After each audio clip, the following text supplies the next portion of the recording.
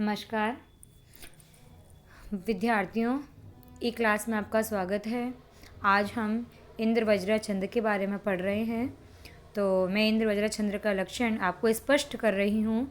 शादिंद्र वज्रा यदि तऊ जगोगे, अर्थात इंद्र वज्रा छंद के प्रत्येक चरण में तऊ यानी कि तगण तगण दो तगण, जगऊ एक जगण, गौगे यानी कि दो गुरुवर्ण होते हैं। अर्थात एक गण में 3 वर्ण होते हैं।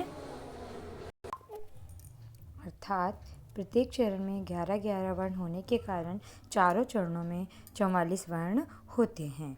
तो शादिंद्र वज्रा यदि तऊ जगोगे, अर्थात इंद्र वज्रा छंद के प्रत्येक चरण में तऊ यानी कि 2 तगण, जगण, गौगे यानी कि 2 गुरुवर्ण होते हैं। एक गण में 3 वर्ण होते हैं, तो तगण 3 वर्ण, फिर तगण 3 वर्ण, जगण 3 वर्ण यानी 3, 3, 6, 3, 9 वर्ण हो गए और 2 गुरु वर्णों के क्रम से कुल 11 वर्ण हो गए प्रत्येक चरण में। इसका लक्षण मैं स्पष्ट कर रही हूँ। अभिज्ञान शाकुंतलम में से लिया गया है। अर्थो ही कन्या परिके एव तामध्य संप्रेष्य परिग्रहितुः जातो ममायं विशुद्धः प्रकामं प्रत्यर्पितन्यास इवांतरात्मा।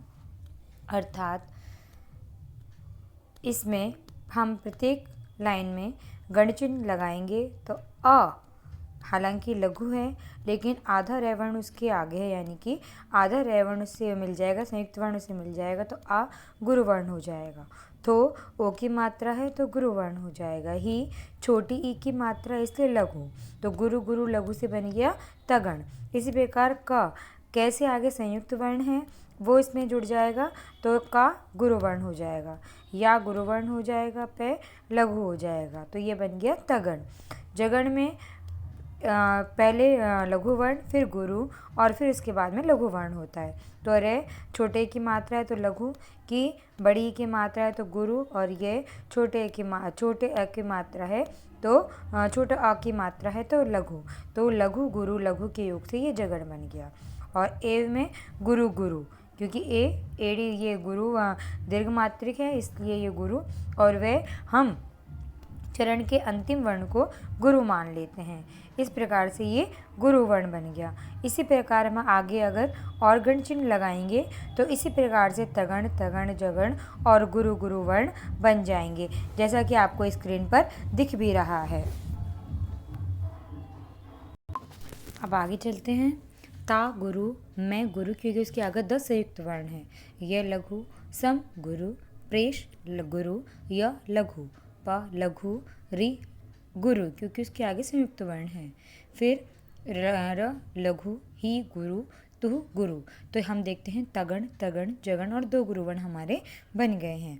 जातो ममायम विशुद्धः प्रकाम में भी जा गुरु, तो गुरु, मैं लघु बन गया तगण, माँ गुरु, यम गुरु, वी लघु, फिर तगण, तो श लघु, दह गुरु, क्योंकि आगे विसर्ग है और संयुक्त वर्ण है, और ये प्र हमारा लघु, का गुरु, मम गुरु। तो ये हमारे तगण तगण जगण और गुरु गुरु वर्ण बन गए। प्रत्यर्पित न्यास इवांतरात्मा हम आगे देखते हैं।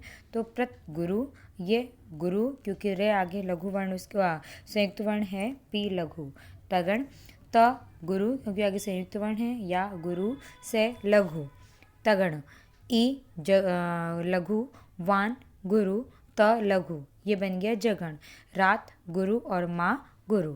तो इस तरीके से हम देखते हैं तगण तगण जगण और गुरु गुरु चारों वर्णों में आ रहे हैं। तो ये हमारा इंद्र वज्रा जो छंद का लक्षण है वो इस श्लोक में घटित हो रहा है। आगे नेक्स्ट छंद हम देखते हैं उपजाति छंद। ठीक है, उपजाति छंद की विशेषता बता देती हूँ। उपजाति छंद में 2 छंदों का मिश्रण है, इंद्र वज्रा और उपेंद्र वज्रा। तो उपजाति छंद का लक्षण है शादिंद्र वज्रा यदि तऊ जगोगे, उपेंद्र वज्रा जत जास ततो गौ, अनंत रोदिरित लक्ष्म भाजो, पादो यदि आवुप जाति यस्तः। यानी कि इंद्र वज्रा छंद के प्रत्येक चरण में तगण तगण जगण तथा 2 गुरुवर्ण होते हैं।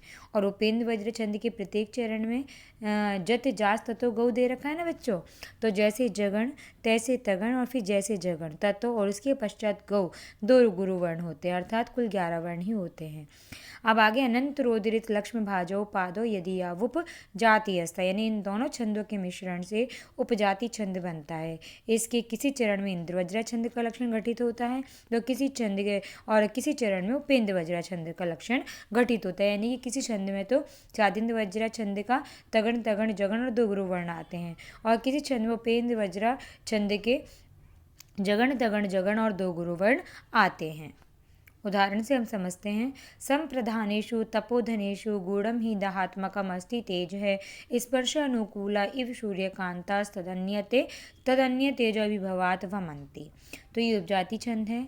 इसका उदाहरण हम देखते हैं, संप्रधानेषु तपोधनेषु श गुरु म लघु, क्योंकि आगे संयुक्त वर्ण है तो प्रय लघु हो जाएगा, तो ये बन गया हमारा जगण। धा गुरु न गुरु और शु छोटे की मात्रा लघु, ये बन गया हमारा तगण। दोबारा देखते हैं, संप्रधानेषु तपोधनेषु स लघु मा गुरु पे लघु धा गुरु न गुरु शु लघु ता लघु पो गुरु धा लघु न और शु गुरु गुरु, तो ये बन गया जगण तगण जगण और 2 गुरुवर्ण।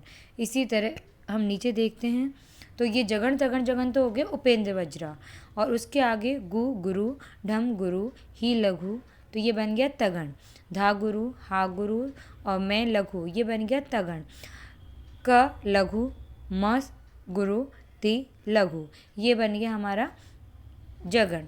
और ते और जो है गुरु गुरु, तो ये बन गया तगण तगण जगण, यानी कि इसमें इंद्र वज्रा छंद का लक्षण घटित हो रहा है। उस प्रकार हम नीचे देखते हैं स्पर्शानुकूला इव सूर्यकांता में, तो हम देखते हैं कि इसमें भी इंद्र वज्रा छंद का लक्षण घटित हो रहा है। उसके नीचे हम देखते हैं तदन्य तेजोभिभवात् वमन्ति, इसमें उपेंद्र वज्रा छंद का लक्षण घटित हो रहा है। तो दोनों छंदों के मिश्रण होने के कारण ये उपजाति छंद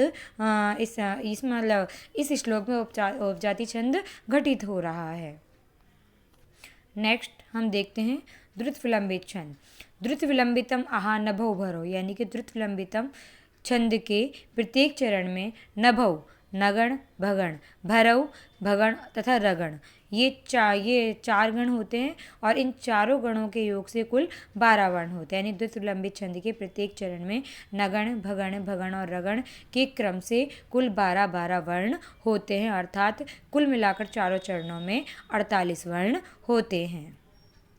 इसका लक्ष्य उदाहरण है, अभिमुखे मयि संहृतम ईक्षणम हसितम अन्य निमित्त कथो देयम विनय वारित